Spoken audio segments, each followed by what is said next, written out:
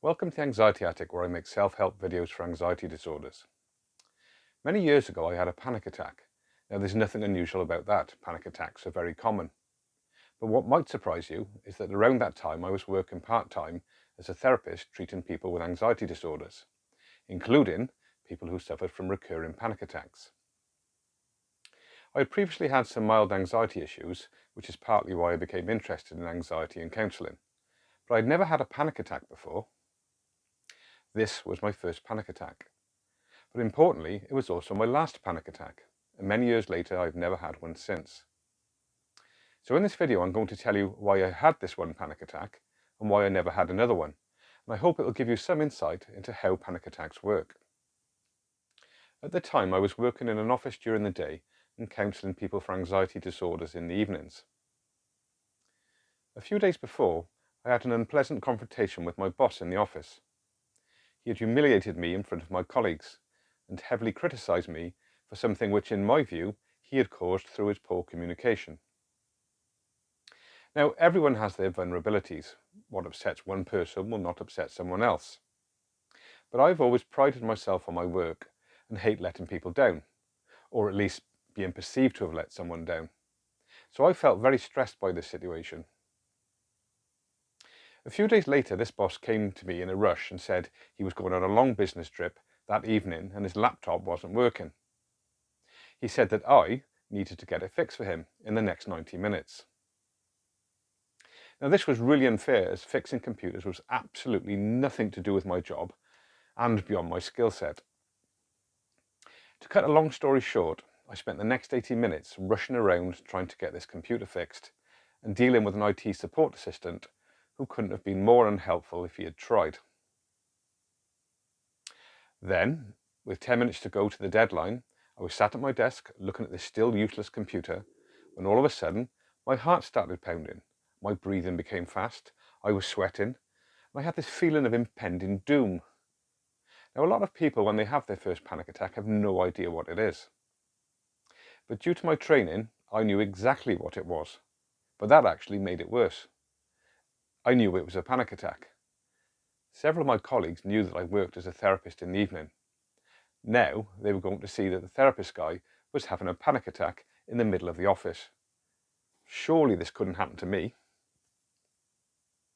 I suddenly got the urge to flee. I thought, if I quickly go into the disabled toilet where I can lock the door, no one will see me having a panic attack, and I can wait for it to pass. Now a battle ensued in my head. The therapist in me said, "You're always telling your clients that if you flee from a panic attack, it actually reinforces the fear, making future panic attacks more likely. If you can stay and ride it out on your own, panic attacks lose their power." But my brain was absolutely screaming at me to flee to the safety of the disabled toilet. Finally, I knew how my clients felt and how hard what I'd been advising them to do actually was. But if I fled now, I could not look another panic disorder client in the face. So I decided to practice what I preach. I stayed in my seat, gently rested my arms on the chair, and looked straight at the useless computer screen as if nothing was happening.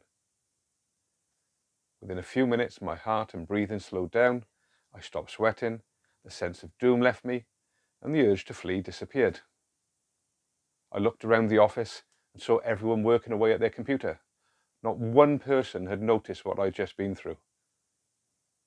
So, why did I have a panic attack? Well, the previous incident with my boss had made me very stressed, and I started going through lots of what-if scenarios in my head. What if I couldn't fix the computer? What if he humiliates me in front of my colleagues again?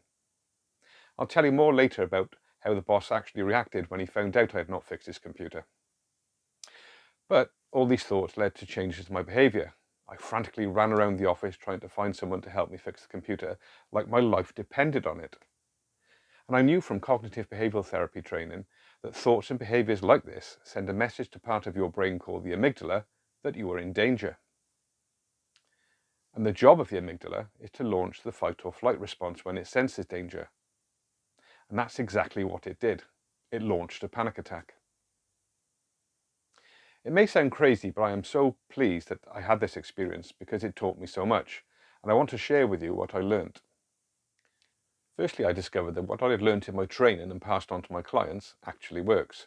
Now, this was no surprise, as I had helped people stop their panic attacks in my practice. But personally experiencing that it works really reinforced how effective CBT can be.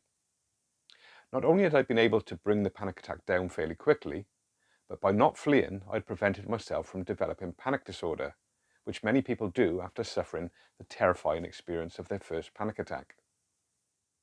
Just sitting where I was in a relaxed position and accepting the feelings instead of fighting them sent a signal to my amygdala that there was no danger, so it gradually reduced the fight or flight response. Secondly, I learned how very, very hard it is to resist the urge to flee or to want to be rescued. This gave me the ability to empathize much more with my clients and viewers who suffer with panic attacks. I also learned that although it felt like the whole world was watching me, nobody was. And during the early stages of a panic attack, it's actually not that noticeable for many people. Now, I know a lot of people will comment below that there is no way one of my panic attacks would go unnoticed. And that's true in a lot of cases. Panic attacks can be very dramatic things, which may even result in some people unnecessarily being taken to hospital. So why should my panic attack be any different? Well, there are several factors. Firstly, I knew what it was, so I didn't worry about having a heart attack or anything. Secondly, as it was my first panic attack, I had not developed a pathological fear of panic attacks, whereas people who have had panic disorder for years are absolutely terrified of them, which makes the severity much worse. But that aside, there is another key difference. You see, the very things that make a panic attack noticeable are the same things that make a panic attack increase in intensity and duration. People try to fight them, flee from them, or try to be rescued. Bringing the hands up to the face or chest, loosening clothing, trying to control your breathing, frantically looking around to be rescued, holding on to people, spraying water on your face, are all very noticeable. But they also send a signal to the amygdala that something life-threatening is happening. So it sends more adrenaline, which makes the panic attack worse. By just accepting the feelings and acting like nothing was happening, despite the terror I was feeling inside, I was able to calm the panic attack. Now, I'm not naive enough to think anyone is going to suddenly stop their panic attacks from just watching this video or writing out just one panic attack. When I was counselling, I treated people who had suffered panic attacks for years, even decades. And in these cases, it can be a very long and difficult journey to stop or reduce panic attacks. But allowing the panic attack to pass is an important step in overcoming panic disorder, because it shortens the duration and reduces the chances of future panic attacks.